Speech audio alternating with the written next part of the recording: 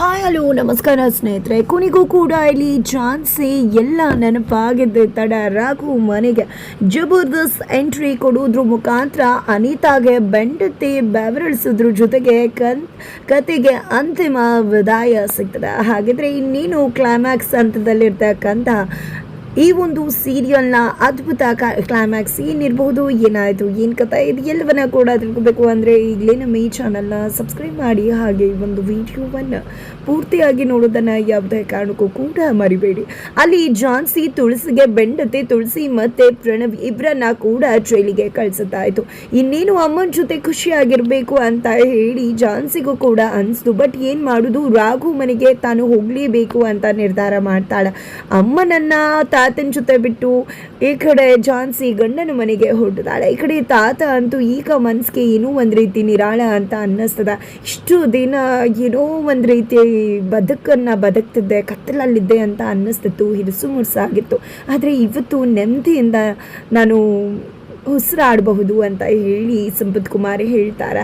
ನಿಜವಾಗ್ಲೂ ನನ್ನ ಮೊಮ್ಮಗಳು ಇವತ್ತು ಗಂಡನ ಮನೆಗೆ ಹೋಗಿದ್ದಾಳೆ, ಖುಷಿ ಆಗತ್ತೆ ಅದನ್ನ ಎಲ್ಲವನ್ನ ಕೂಡ ನೆನಪು ಮಾಡಿಕೊಂಡ್ರೆ ಅಂತ ಸಂಪತ್ ಕುಮಾರ್ ಅವರು ರಾಯ್ ಮತ್ತು ಸುಮಿತ್ರಾ ಅವ್ರ ಹತ್ರ ಮಾತನಾಡ್ತಿದ್ದಾರೆ. ರಾಯ್ ಕೂಡ ಹೌದಲ್ವ ಸರ್, ಝಾನ್ಸಿ ಮೇಡಮ್ಗೆ ಗಂಡು ಮಕ್ಕಳು ಅಂದರೆ ಆಗ್ತಿರ್ಲಿಲ್ಲ, ಹೆಣ್ಮಕ್ಳಿಗೆ ಅವಮಾನ ಮಾಡಿದ್ರೆ ಅಂಥವ್ರನ್ನ ಬಸ್ಗೆ ಉಳಿಸ್ತಾ ಇದ್ರು, ಅವಮಾನ ಮಾಡ್ತಾ ಇದ್ರು, ಅವ್ರಿಗೆ ಸರಿಯಾಗಿ ಬುದ್ಧಿ ಕಲಿಸ್ತಾ ಇದ್ರು. ಅಂಥವ್ರು ಇವತ್ತು ಬದಲಾಗಿದ್ದಾರೆ. ಗಂಡನಿಗೋಸ್ಕರ ಇಷ್ಟು ದೊಡ್ಡ ಆಸ್ತಿ ಅಂತಸ್ತನ ಕೂಡ ಬಿಟ್ಟು ಹೋಗಿದ್ದಾರೆ.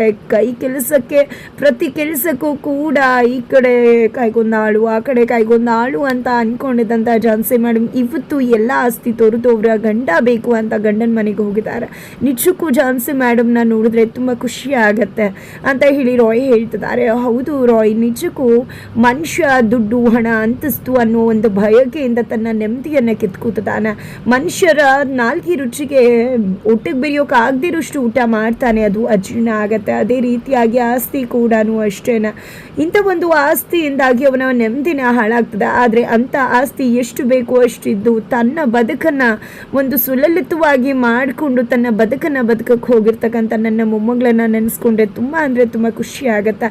ನನ್ನ ಮೊಮ್ಮಗಳು ಖಂಡಿತವಾಗ್ಲೂ ರಾಘು ಜೊತೆ ತುಂಬ ಚೆನ್ನಾಗಿರ್ತಾಳೆ. ನಮ್ಮ ಜೀವನ ಖುಷಿಯಾಗಿರಬೇಕು ಅಂದರೆ ನಾವು ಇಷ್ಟಪಟ್ಟು ಜೊತೆ ಒಂದು ಒಳ್ಳೆ ಬದುಕನ್ನು ಬದುಕಿದ್ರು ಕೂಡ ಖಂಡಿತ ಒಂದು ಬದುಕು ಸ್ವರ್ಗವಾಗಿರುತ್ತೆ ಅಂತ ಹೇಳಿ ಸಂಪತ್ ಕುಮಾರ್ ಅವರು ಮಾತನಾಡ್ತಾರೆ.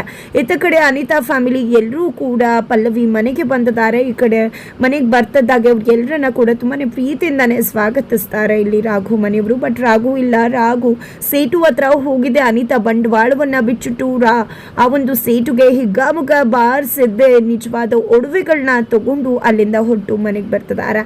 ಇತ್ತ ಕಡೆ ನೀವೆಲ್ಲ ಹೇಗಿದ್ದೀರಾ? ಹೌದು, ಏನೇನೋ ಆಗೋಯ್ತು, ಬಟ್ ಏನು ಮಾಡೋದು, ಪರಿಸ್ಥಿತಿ ಸಮಯ ನಾವು ಕೂಡ ಆ ರೀತಿ ಬಿಹೇವ್ ಮಾಡಬೇಕಾಯ್ತು ಅಂತ ಹೇಳಿ ಅನಿತಾ ತಂದೆ ತಾಯಿ ಮಾತನಾಡ್ತಾರೆ. ಜೊತೆಗೆ ಪಾಪ ರಾಘು ಮತ್ತು ಝಾನ್ಸಿನ ನೆನೆಸ್ಕೊಂಡು ತುಂಬ ಬೇಜಾರಾಗತ್ತೆ. ಝಾನ್ಸಿಗೆ ಯಾವುದೇ ಹಳೆ ನೆನಪುಗಳಿಲ್ಲದೆ ರಾಘು ಅಲ್ಲೇ ಹೋಗಿ ಕೆಲಸ ಮಾಡ್ತಿದ್ದಂತಲ್ಲ, ಈಗ ಅವನನ್ನು ಹೊರಗಡೆ ಕಳಿಸ್ಬಿಟ್ಲಂತಲ್ಲ, ನಿಜಕ್ಕೂ ಬೇಜಾರಾಗತ್ತೆ. ಅವತ್ತೇನೋ ನನ್ನ ಮಗಳು ಅನಿತಾ ತಪ್ಪು ಮಾಡಿಬಿಟ್ಲು, ಬಟ್ ಇವಾಗ ಅವಳು ಅರ್ಥ ಮಾಡ್ಕೊಂಡಿದ್ದಾಳೆ. ಝಾನ್ಸಿ ಹೇಗೂ ಯಾವುದೇ ನೆನಪಿಲ್ಲದೆ ರಾಘುವಿಂದ ದೂರ ಆಗಿದ್ದಾಳಲ್ವಾ, ಅನಿತಾನ ರಾಘು ಕೊಟ್ಟು ಮದುವೆ ಮಾಡ್ಬೋದಲ್ವಾ. ನನ್ನ ಮಗಳಿಗೆ ತಪ್ಪು ಅರ್ಥ ಆಗಿದೆ, ಅವಳು ಖಂಡಿತ ತಿದ್ದುಕೊಂಡು ರಾಘು ಜೊತೆ ತುಂಬ ಚೆನ್ನಾಗಿ ಬದುಕ್ತಾಳೆ. ಅದೇ ವಿಷಯವನ್ನ ಮಾತಾಡಬೇಕು ಅಂತಾನೆ ಬಂದ್ವಿ ಅಂತ ಹೇಳಿ ಇಲ್ಲಿ ಅನಿತಾ ತಂದೆ ತಾಯಿ ಹೇಳ್ತಾರೆ. ಈ ಕಡೆ ಅನಿತಾ ಕೂಡ ಹೌದು, ನಾನು ಬದಲಾಗಿದ್ದೀನಿ, ನನ್ನ ತಪ್ಪಿನ ಅರಿವಾಗಿದೆ, ಇನ್ನು ಮುಂದೆ ನಾನು ಈ ಮನೆಗೆ ಒಳ್ಳೆ ಸೊಸೆಯಾಗಿ ಇರ್ತೀನಿ ಅಂತ ಕೂಡ ಹೇಳ್ತಾರೆ. ಈ ಕಡೆ ಈ ಮಾತನ್ನ ಕೇಳಿ ಮನೆಯವ್ರಿಗೆ ಎಲ್ರಿಗೂ ಕೂಡ ಶಾಕ್ ಆಗತ್ತೆ. ಈ ಕಡೆ ಮಿಥುನ್ ಕೂಡ ಹೌದು, ನನ್ನ ತಂಗಿ ತಪ್ಪು ಮಾಡಿಲ್ಲ ಅಂತ ಹೇಳುವುದಿಲ್ಲ, ಅವಳು ತಪ್ಪು ಮಾಡಿದಾಳೆ, ಬಟ್ ಈಗ ಬದಲಾಗಿದ್ದಾಳೆ ಅವಳು ಅಂತ ಹೇಳಿದಾಗ ಇಲ್ಲಿ ಮಂಜುಳಾ ಅವರು ಇಲ್ಲ, ದಯವಿಟ್ಟು ಇದು ಯಾವುದೇ ವಿಷಯವನ್ನ ಮಾತಾಡಬೇಡಿ, ನೀವು ರಾಘು ಝಾನ್ಸಿ ಬಗ್ಗೆ ಮಾತಾಡೋದು ಬೇಕಾಗಿಲ್ಲ, ಯಾವತ್ತಿದ್ರೂ ಈ ಮನೆ ಸೊಸೆ ಝಾನ್ಸಿನ.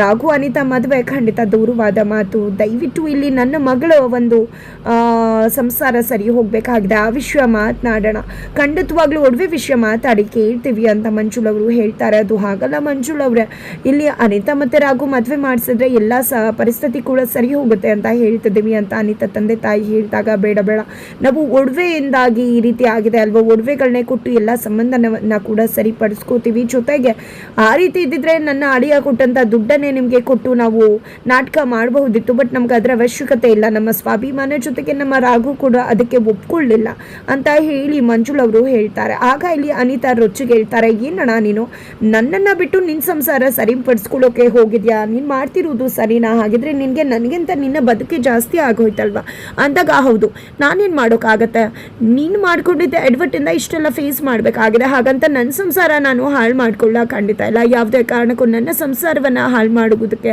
ಸಾಧ್ಯ ಇಲ್ಲ ಅಂತ ಇಲ್ಲಿ ಮಿಥುನ್ ಹೇಳ್ತಾರೆ. ಅಷ್ಟರಲ್ಲಿ ಇಲ್ಲಿ ಅನಿತಾ, ಹೌದಾ ಸರಿ ಆಯಿತು ಬಿಡಿ, ಯಾವುದೇ ಕಾರಣಕ್ಕೂ ಇವಳು ಒಡವೆ ತರದ ನಮ್ಮನೆಗೆ ಬರೋದಕ್ಕೆ ಸಾಧ್ಯ ಇಲ್ಲ. ಒಡವೆ ತಂದ್ರೆ ಅಷ್ಟೇ ನನ್ನ ಜೊತೆ ಇವಳು ಬದುಕೋದಕ್ಕೆ ಸಾಧ್ಯ ಅಂತ ಕಂಡೀಷನ್ ಹಾಕ್ತಾಳೆ ಅನಿತಾ. ಹಾಗಿದ್ರೆ ಒಡವೆ ಬಂದಾಯ್ತಲ್ಲ ಅಂತ ರಾಘು ಒಡವೆಗಳನ್ನ ತಂದು ತೋರಿಸ್ತಾರೆ. ಇದ್ಯಾವ ಡೂಪ್ಲಿಕೇಟ್ ಒಡವೆಗಳು ಅಂತ ಅನಿತಾ ಹೇಳಿದಕ್ಕೆ, ಇದ್ಯಾವುದೇ ಡೂಪ್ಲಿಕೇಟ್ ಒಡವೆಗಳಲ್ಲ, ಇದು ಪಕ್ಕಾ ಒರಿಜಿನಲ್ ಒಡವೆಗಳೇ, ಪಕ್ಕದ 4ನೇ ಕ್ರಾಸಲ್ಲಿ ಇರ್ತಕ್ಕಂಥ ನಾಗರಾಜ್ ಅವ್ರ ಹತ್ರನೇ ಮಾಡಿಸಿರುವುದು ಅಂದಾಗ, ಹಾಗಿದ್ರೆ ನಮಗೆ ನಂಬಿಕೆ ಇದೆ ಬಿಡಿ, ಅವ್ರು ನಮಗೆ ತುಂಬ ಚೆನ್ನಾಗಿ ಗೊತ್ತು ಅಂತ ಹೇಳ್ತಾರೆ. ಈ ಕಡೆ ಅನಿತಾಗೆ ಭಯ ಶುರುವಾಗತ್ತೆ, ನನ್ನ ಬಂಡವಾಳ ಹೊರಗಡೆ ಬಿದ್ದಿದೆ ಅಂತ. ಅದೇ ಕಾರಣಕ್ಕೆ ನೋಡಿ ರಾಘು, ನನಗೆ ಏನೇ ಮಾಡಿದ್ರು ಕೂಡ ನಿಮ್ಮನ್ನು ಪಡ್ಕೋಬೇಕು ಅನ್ನೋ ಕಾರಣಕ್ಕೆ ಮಾಡಿದ್ದು, ನನಗೆ ನೀವಂದರೆ ತುಂಬಾ ಇಷ್ಟ, ದಯವಿಟ್ಟು ನನ್ನನ್ನು ಮದುವೆ ಆಗಿ ಅಂತ ರಿಕ್ವೆಸ್ಟ್ ಮಾಡ್ಕೋತಾಳೆ. ಯಾವುದೇ ಕಾರಣಕ್ಕೂ ಕೂಡ ನಿಮ್ಮನ್ನು ಮದುವೆ ಆಗೋದಕ್ಕೆ ಸಾಧ್ಯನೇ ಇಲ್ಲ. ಜಾನ್ಸಿ ಯಾವತ್ತೂ ನನ್ನ ಮನಸ್ಸಲ್ಲಿದ್ದಾರೆ, ಅವ್ರಿಗೆ ಪ್ರಜ್ಞೆ ನೆನಪು ಇಲ್ಲದೆ ಇರಬಹುದು ಅಂತ ಹೇಳಿ ರಾಘು ಹೇಳ್ತಿದ್ದಾರೆ. ಆದರೆ ಇಲ್ಲಿ ಅನಿತಾ ಮಾತ್ರ, ಏನು ಮಾತಾಡ್ತಿದ್ಯಾ, ನನ್ನ ಕೋಪ ತರಿಸ್ಬೇಡ ರಾಘು, ಆ ಚಾನ್ಸನ್ನೇ ನಿನ್ನ ಬದುಕಲಿಲ್ಲ ಅಂದಮೇಲೆ ಏನಿದಲ್ಲ ಬಿಲ್ಡಪ್ ಡೈಲಾಗ್ಸ್ ಹಾಗೆ ಹೀಗೆ ಅಂತ ಹೇಳಿ ಅನಿತಾ ಮಾತನಾಡಿದಾಗ, ಅಲ್ಲಿಗೆ ಜಾನ್ಸಿ ರೆಬಲ್ ಎಂಟ್ರಿ ಕೊಡ್ತಿದ್ದಾರೆ. ರೆಬಲ್ ಎಂಟ್ರಿ ಕೊಟ್ಟಿದ್ದ ನಿಜಕ್ಕೂ ಎಲ್ರಿಗೂ ಶಾಕ್ ಆಗುತ್ತೆ.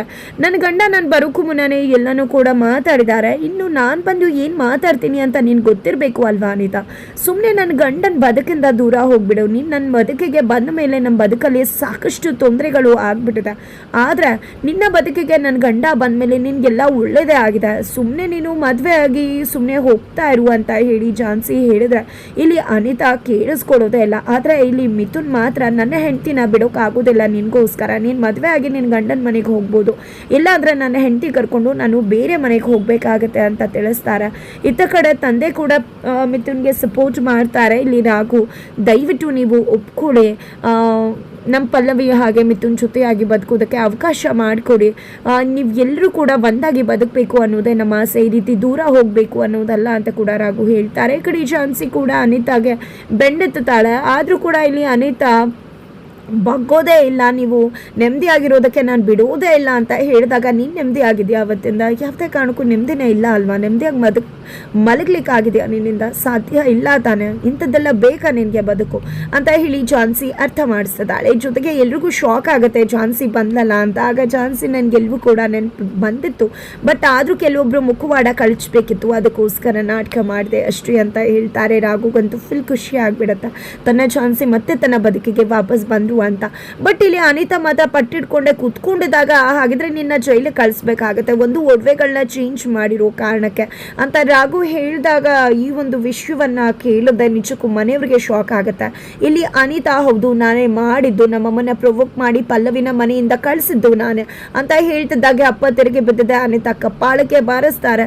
ಇದರ ಜೊತೆಗೆ ಅನಿತಾನಲ್ಲೂ ಕೂಡ ಒಂದಷ್ಟು ಬದಲಾವಣೆ ಆಗೋದ್ರ ಜೊತೆಗೆ ಕತೆಗೆ ಅಂತಿಮ ಕ್ಲೈಮ್ಯಾಕ್ಸ್ ಸಿಗ್ತದೆ. ಹಾಗಿದ್ರೆ ಹೇಗಿರುತ್ತೆ ಅಂತಿಮ ಕ್ಲೈಮ್ಯಾಕ್ಸ್ ತಿಳ್ಕೋಬೇಕು ಅಂದರೆ ಮುಂದಿನ ವಿಡಿಯೋಗೆ ವೇಟ್ ಮಾಡೋದನ್ನು ಮರಿ